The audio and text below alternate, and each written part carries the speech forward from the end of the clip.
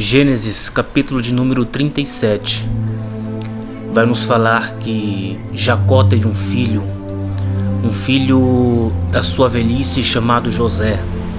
José tem por significado aquele que acrescenta, e José ele nasceu debaixo de oração, porque sua mãe, Raquel, ela era estéril, era alguém que não poderia gerar, era alguém que não poderia ter um crescimento. Raquel, sua mãe, vive dentro da casa de Jacó debaixo de uma disputa junto com Lia, que era sua primeira esposa. Raquel vive debaixo de disputa porque Lia gera, porém Raquel não pode gerar. Raquel buscando a Deus em oração, Deus vai permitir que ela seja quebrada a sua esterilidade. E muitas vezes o que você precisa é isso, quebrar uma esterilidade. O que é uma esterilidade? Uma esterilidade é algo que não cresce, é algo que não gera, é algo que não tem uma expectativa de crescimento. E é isso que Raquel está vivendo. Deus permite que a sua esterilidade seja quebrada debaixo de oração. A primeira coisa que eu tenho para você é que debaixo de oração, aquilo que não tem crescimento na sua vida pode voltar a crescer. Que debaixo de oração, aquilo que não gera na sua vida pode voltar a gerar sobre a sua vida e sobre a sua casa. A palavra diz que Raquel tendo José, aquele que acrescenta, José ele é diferente dos seus irmãos mais velhos. Por quê? Porque José nasce com alguns atributos que os seus irmãos não têm. E um dos atributos mais importantes que José nasce é o dom de sonhar, ter sonhos de Deus, ter revelações de Deus dentro da casa, e o princípio de obedecer e o princípio de denunciar o erro. E você vai entender o porquê. Toda vez que os seus irmãos iam pastorear, eram pastores de ovelha, assim como José, o seu pai Jacó pedia: José, vai ver como é que estão os seus irmãos. E a palavra diz que José trazia notícias ruins do que os seus irmãos estavam fazendo. Por quê? Porque os seus irmãos falavam que iriam pastorear, mas eles nunca estavam muitas vezes no lugar que era para estar, e muitas vezes estavam indo negociar algumas coisas em outras cidades. E José, vendo isso, ele contava o comportamento dos seus irmãos para o seu pai, fazendo com que os seus irmãos adquirissem uma certa raiva e um certo ódio de José. Por quê? Porque José ele não quebra princípios para se enquadrar no meio dos seus irmãos. E uma das coisas lindas que eu entendo nessa história é que José ele queria estar com seus irmãos, mas o querer estar não significa que eu tenho que quebrar os meus princípios diante de Deus.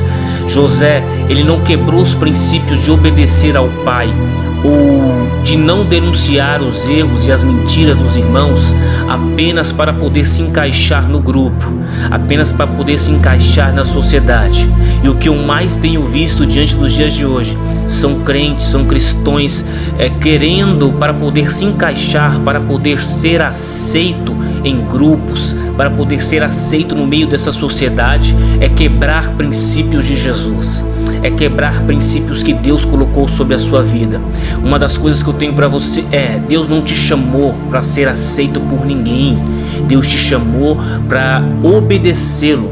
Deus não te chamou para entrar dentro de grupinhos. Deus te chamou com uma vocação e com um propósito debaixo da mão dele. Você não precisa quebrar princípios que Deus te deu para ser aceito, e você não precisa quebrar princípios de Deus para poder entrar em grupinhos. E muitas vezes isso feria José. Por quê? Porque José, eu vejo ele na situação de querer estar com os irmãos, mas para querer estar com os irmãos ele tem que participar. Ele tem que aceitar estar no meio dos grupinhos para poder ser aceito. E José não aceitava, ele denunciava. E muitas vezes José, acredito eu, que aquele jovem se sentia sozinho. Então talvez você nessa tarde esteja desta forma, se sentindo sozinho. Por quê? Porque você zela pelo que é certo, zela por princípios, e muitas vezes você não se encaixa no papo, você não se encaixa na conversa e muitas vezes você é excluído. Você não é chamado para lugares. Você não é chamado por quê? Porque você denuncia, porque você não aceita as coisas erradas. E o que mais Deus está precisando é de pessoas que dêem o primeiro passo e digam: eis-me aqui, envia-me a mim. No sentido de propósito, no sentido de princípio, Deus está te chamando hoje. Deus está te separando hoje, não para ficar no meio de grupos, não para ser aceito nessa sociedade que está pregando princípios que você tem que servir a Deus de qualquer forma, ser um cristão de qualquer forma. Deus está te chamando para ser separado. Deus está te chamando para fazer a diferença no meio dos seus irmãos. Deus está te chamando para denunciar os erros do seu próximo, não para julgá-los, mas para denunciar diante das Escrituras, dizendo: olha, Deus não permite isso. Deus te escolheu para ser uma pessoa diferente, uma pessoa transformada. O livro de Romanos fala: não se conformeis com este século, mas transformai-vos com a renovação do vosso entendimento. E é isso que Deus quer para a sua vida: uma mente nova, uma mente transformada, uma mente que não aceite mais os erros de outrora, os erros que você cometia no passado, mas uma geração que se levanta para combater e para defender os princípios de Deus, os princípios de Cristo. José era uma dessas pessoas. E os seus irmãos criaram ódio de José, a ponto de não conseguirem mais falar com José pacificamente, a ponto de não conseguir mais olhar José e não ter raiva dele, simplesmente porque ele denunciava a mentira, simplesmente porque ele denunciava os seus erros. A palavra diz assim que José recebe sonhos de Deus, e quando ele sonha, ele vê o futuro onde os seus irmãos se prostram diante dele, mas quando ele acorda dentro de sua casa, ele tem que encarar a realidade. E muitas vezes é assim: Deus faz promessas futuras, Deus faz revelações de tempos futuros, mas você olha e nada acontece. Você acorda e parece que a realidade é outra daquilo que você sonha, a realidade é outra daquilo que Deus falou para você. E muitas vezes foi assim com grandes homens de Deus, assim como Noé. Deus falou que iria chover, mas Noé teve que trabalhar 120 anos para poder ver a chuva cair do céu. E talvez Deus tenha te feito uma promessa, talvez Deus tenha te dado um sonho nessa tarde, e muitas vezes a realidade que você enfrenta é outro do que o seu sonho revela. Deus está dizendo para você: confia em Deus, continua debaixo de oração, continua debaixo de separação, continua debaixo de consagração, porque o que você vai entender lá na frente o que você está passando agora. A palavra diz que José mais uma vez a obedecer ao seu pai, e os seus irmãos foram para Siquém para poder pastorear. E o seu pai fala: José, vai ver como é que estão os seus irmãos. Quando José está se aproximando, um homem que andava errante vem até ele, e José pergunta ao homem se ele tinha visto os seus irmãos, e o homem fala que eles não estão em Siquém, mas eles estão em Dotã. Ou seja, os irmãos de José, pastores de ovelha, não estão no lugar que deveriam estar. Eles estão em Dotã. Dotã é lugar de comércio. Eles estão comercializando quando deveriam estar pastoreando. E é exatamente o que nós estamos vivendo na nossa geração. Pessoas que foram chamadas para pastorear estão comercializando as ovelhas do Senhor.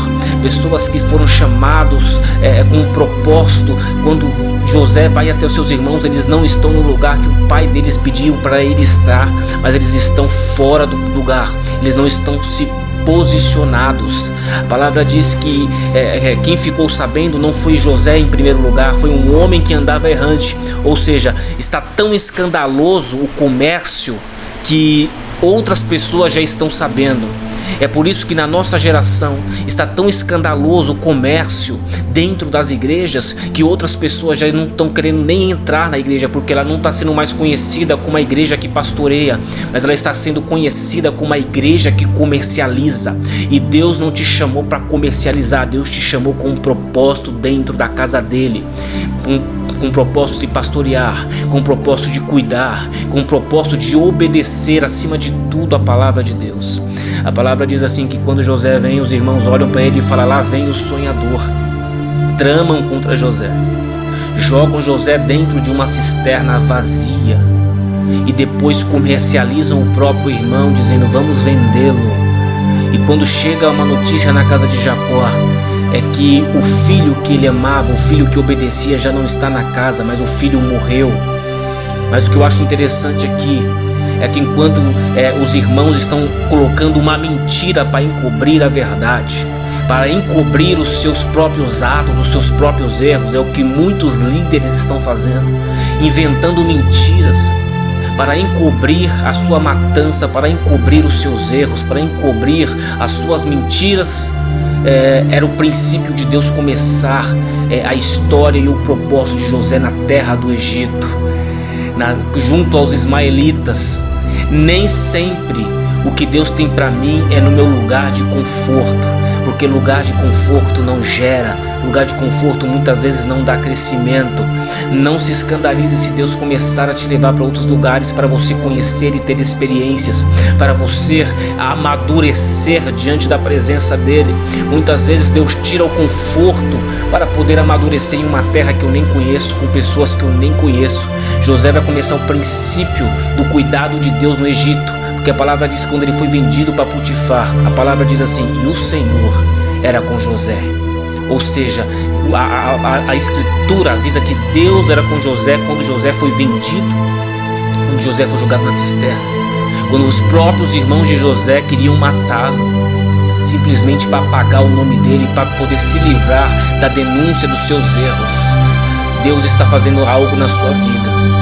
Talvez você não esteja vendo, talvez você esteja sendo vendido, talvez você esteja sendo enganado, talvez estejam se levantando caluniadores para dizer contra você, para matar o seu propósito. Mas aquele que nasce debaixo de oração, ele tem propósito diante de Deus. É o que Deus tem para sua vida hoje, é o que Deus tem para sua casa hoje, para sua família hoje. Que Deus abençoe você no nome de Jesus poderosamente.